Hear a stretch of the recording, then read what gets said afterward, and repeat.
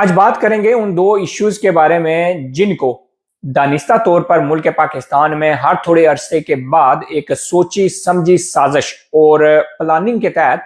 Create کیا جاتا ہے تاکہ ملک پاکستان ڈی سٹیبلائز ہو، ملک میں افراتفری پھیلے اور سیاسی عدم استحکام پیدا ہو۔ اور بات کریں گے قاضی فائز عیسیٰ کے اس فیصلے کے بارے میں جس کی وجہ سے ان کو قادیانیت کا ہمدرد سمجھا جا رہا ہے اور ان سے استعفے کا مطالبہ کیا جا رہا ہے۔ تمام دیکھنے اور سننے والوں کو شمریز خان کا سلام۔ پہلے قاضی فائز عیسیٰ کے فیصلے کا پوسٹ مارٹم کر لیتے ہیں، اس کے بعد ان دو ایشوز کے بارے میں بات کریں گے جو ہمیشہ پاکستان کو ڈی سٹیبلائز کرنے کے لیے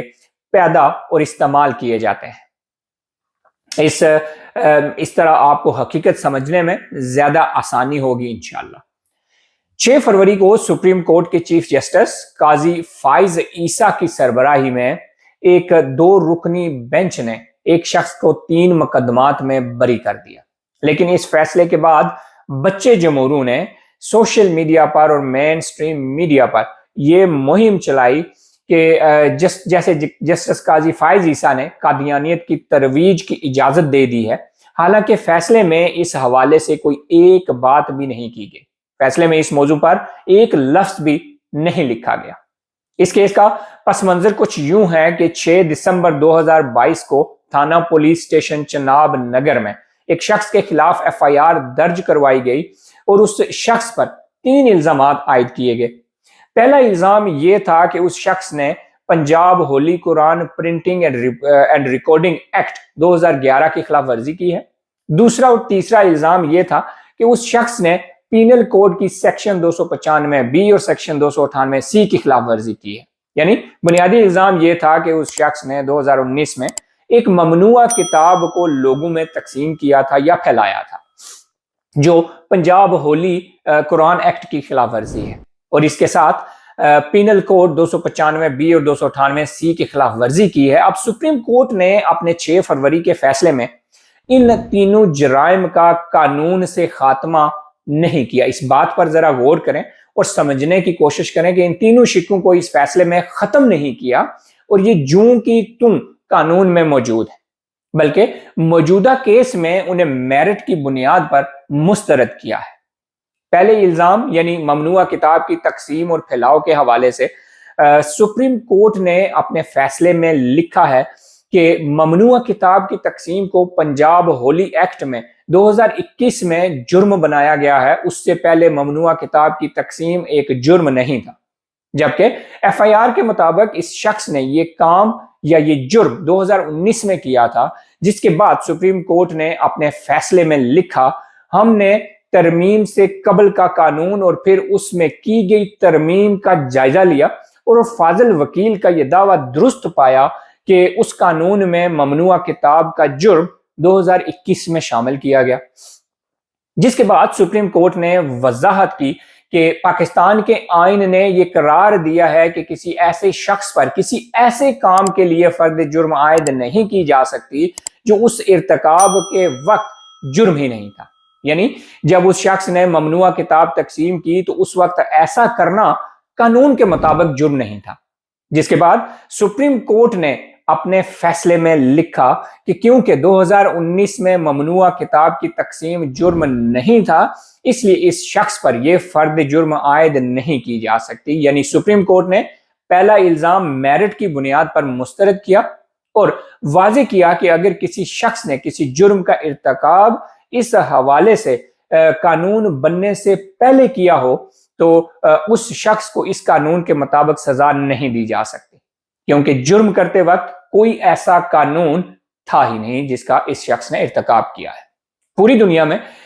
یہی نظام ہے کہ سزا صرف اسی وقت دی جا سکتی ہے جب جرم قانون میں شامل کیا گیا ہو اور اس کے بعد اس کی خلاف ورزی کی گئی ہو۔ اور اس کے بعد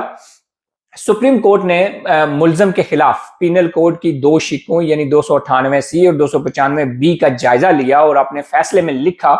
کہ جہاں تک 298C اور 95B کی شکوں کا تعلق ہے جن کا الزام ملزم پر عائد کیا گیا ہے، تو ملزم کے وکیل کا کہنا ہے کہ نہ ہی FIR میں اور نہ ہی پولیس کی بعد میں تیار کی گئی رپورٹ یعنی چلان میں یہ الزام لگایا ہے کہ ملزم نے کسی ایسے فعل کا ارتکاب کیا ہے جس سے یہ جرائم تشکیل پاتے ہیں۔ فیصلے کے مطابق شکایت کنندہ کی نمائندگی کرنے والے وکیل نے FIR پڑھی، لیکن اس میں ایسا کچھ ذکر نہیں تھا جس سے پاکستان پینل کوڈ کی شک 298C اور 95B کے تحت جرائم تشکیل پاتے ہوں، اور پولیس کا پیش کیا گیا چلان بھی اس حوالے سے خاموش ہے۔ اس لیے ملزم کے خلاف فرد جرم سے یہ دفعات نکال دی جاتی ہیں، یعنی میرٹ پر سپریم کورٹ نے یہ واضح کیا کہ ملزم پر 295B اور 98C کی دفعات تو شامل کی گئی ہیں، لیکن پولیس نہ تو FIR میں اور نہ ہی اپنے چلان میں یہ بتا سکی ہے کہ ملزم نے ایسا کون سا جرم کیا ہے جس سے وہ اس جرائم کا مرتکب پایا گیا ہے۔ سپریم کورٹ نے یہ بھی وضاحت دی کہ جب ان جرائم کے سے مطابق FIR اور چلان دانوں میں کچھ نہیں ہے تو یہ دفعات برقرار نہیں رہ سکتی۔ اس کے بعد عدالت نے ملزم کو 5000 کے ذاتی مچلکے لے کر رہا کرنے کا حکم دیا۔ عدالت نے یہ واضح کیا کہ ملزم پر جو 3 الزامات لگائے گئے ہیں وہ میرٹ پر پورا نہیں اترتے۔ اگر ملزم کا اس کیس میں ٹرائل بنتا بھی ہے تو وہ صرف ایک شک فوجداری ایکٹ 1932 کی شک 5 کے تحت ہو سکتا ہے، جس میں ممنوع کتاب کی تقسیم کو ایک ممنوع قرار دیا گیا ہے اور جس کی خلاف ورزی پر زیادہ سے زیادہ صرف 6 ماہ کی سزا دی جا سکتی ہے۔ اور چونکہ ملزم گزشتہ 1 سال سے قید میں ہے، اس لیے عدالت نے انسانی حقوق کا تحفظ کرتے ہوئے اس شخص کو رہا کر دیا۔ اب آپ نے یہ سارا فیصلہ اپنے کانوں سے سنا۔ یہ صرف ایک ضمانت کا معاملہ تھا جس کو قاضی فائز عیسیٰ نے انسانی حقوق اور میرٹ کی بنیاد پر سنا اور فیصلہ دیا، لیکن پھر ایک مخصوص انداز میں قاضی فائز عیسیٰ کے خلاف مذہب کو استعمال کر کے ایک منظم مہم چلائی گئی اور حالات اتنے کشیدہ ہو گئے کہ قاضی فائز عیسیٰ کو یہ فیصلہ اردو میں جاری کرنا پڑا اور سپریم کورٹ کو باقاعدہ ایک پریس ریلیز جاری کرنی پڑی اور واضح کرنا پڑا کہ فیصلے میں تو ایسی کوئی بات ہی نہیں ہے جیسا کہ پروپیگنڈا کیا جا رہا ہے، اور یہ تاثر دیا جا رہا ہے کہ جیسے سپریم کورٹ نے مسلمانوں کی تعریف سے انحراف کیا ہے یا اس کو بدل دیا ہے اور مذہب کے خلاف جرائم کے متعلق تعزیرات پاکستان کی دفعات ختم کرنے کے لیے کہا ہے، جو کہ ایک سراسر غلط اور حقائق سے بالکل منافی پروپیگنڈا ہے۔ اب آتے ہیں ان 2 ایشوز کی طرف جو ہر تھوڑے عرصے بعد ری سرفس ہو جاتے ہیں، جس کی وجہ سے ملک میں ایک افراتفری، انریسٹ اور دنگا فساد کا ماحول پیدا ہو جاتا ہے، اور مجھے یقین ہے کہ پاکستان دشمن قوتیں جان بوجھ کر ایک سازش کے تحت یہ ایشوز پاکستان میں پیدا کرتی ہیں تاکہ پاکستان میں سکون نہ ہو، پاکستان ڈی سٹیبلائز رہے، پاکستان میں سیاسی عدم استحکام رہے اور پاکستان ترقی کی پٹڑی پر کبھی چڑھ ہی نہ سکے۔ پہلے ایشو میں پاکستانیوں کا ایک گروپ دوسرے گروپ پر یہ الزام لگاتا ہے کہ اس گروپ میں شامل لوگ امریکہ کے ایجنٹس ہیں، امریکہ پاکستان کے خلاف سازش کر رہا ہے اور یہ لوگ اس سازش کا حصہ ہیں وغیرہ وغیرہ۔ پھر اس چیز کو بنیاد بنا کر ملک میں ایک ہجانی کیفیت پیدا کر دی جاتی ہے اور ایک دوسرے کو لان تان کی جاتی ہے اور اچھے خاصے چلتے چلاتے ملک کو بریکس لگ جاتی ہیں۔ دوسرا ایشو جو ہمیشہ ہر تھوڑے عرصے کے بعد پاکستان میں پیدا کر دیا جاتا ہے وہ قادیانیت کے خلاف نفرت اور دشمنی ہے۔ یہ دونوں ایشوز اچانک سے ملک میں پیدا ہو جاتے ہیں اور باری باری پیدا ہو جاتے ہیں، اور پھر ان ایشوز کے آڑ میں روڈز بند کی جاتی ہیں، جلسے جلوس کیے جاتے ہیں، دھرنے ہوتے ہیں، غریبوں کے موٹر سائیکلوں اور گاڑیوں کو آگ لگا دی جاتی ہے، سرکاری اور غیر سرکاری املاک کو جلایا جاتا ہے، بزنس ایکٹیویٹی تقریباً بند ہو جاتی ہے، جس سے ملک کا کھربوں کا نقصان ہوتا ہے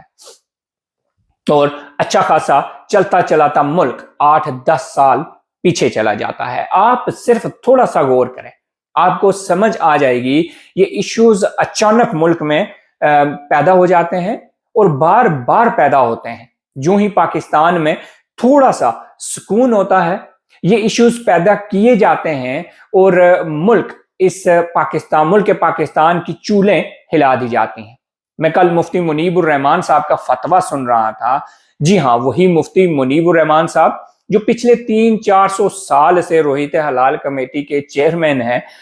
ये हजरत पाकिस्तान में एक ही दिन रोजे और एक ही दिन ईद के लिए तो कोई लायामल आज तक बना नहीं सके, लेकिन जलती पर तेल डालने के लिए हर वक्त तैयार बैठे होते हैं। मौसूफ फरमा रहे थे कि मुसलमान जज होने के नाते काजी फाइज ईसा को अपने फैसले में लिखना चाहिए था कि इस ममनुआ किताब की अशात बंद कर दी जाए और इस किताब की जितने भी नुस्खे इस वक्त मार्केट में मौजूद हैं उनको जब्त कर लिया जाए। मुफ्ती मुनीबुर रहमान साहब, काजी फाइज ईसा पाकिस्तान में बसने वाले 24 करोड़ पाकिस्तानियों का चीफ जस्टिस है। वो सिर्फ मुसलमानों के चीफ जस्टिस नहीं है। इन 24 करोड़ पाकिस्तानियों में हिंदू भी हैं, सिख भी हैं, ईसाई भी, कादियानी भी और दूसरी अकलीतें भी हैं। चीफ जस्टिस ने फैसला आइन और कानून, मेरिट और इंसाफ के मुताबिक करना होता है, किसी मुसलमान, हिंदू, ईसाई की ख्वाहिश पर नहीं। अगर आपको किताब की इशाअत पर एतराज है तो जाइए सुप्रीम कोर्ट में केस फाइल कीजिए और दलाइल और सबूतों से साबित करें कि इस किताब की इशाअत गलत है। अगर फिर भी चीफ जस्टिस इस किताब की इशाअत बंद ना करा सके तो फिर बात कीजिएगा, वरना खुदा के लिए इस जलते हुए मुल्क को मजीद जलाने का सामान मुहैया ना करे। हजूर इस मुल्क पर रहम करें और तमाम पाकिस्तानियों से इल्तमास है कि खुदा के लिए हर उस चीज पर बिलीव ना करें जो फेसबुक उठाकर आपके सामने ले आता है या यूट्यूब आपके होम पेज पर पहुंचा देता है या आपका मौलवी, आपका खतीब आपको बता देता है। गर्दन पर 5 किलो का जो वजन उठाए फिरते हैं, इसको भी कभी इस्तेमाल कर लिया करें और गलत खबर को बगैर सोचे समझे फैलाने से पहले थोड़ी बहुत तहकीक जरूर कर लिया करें।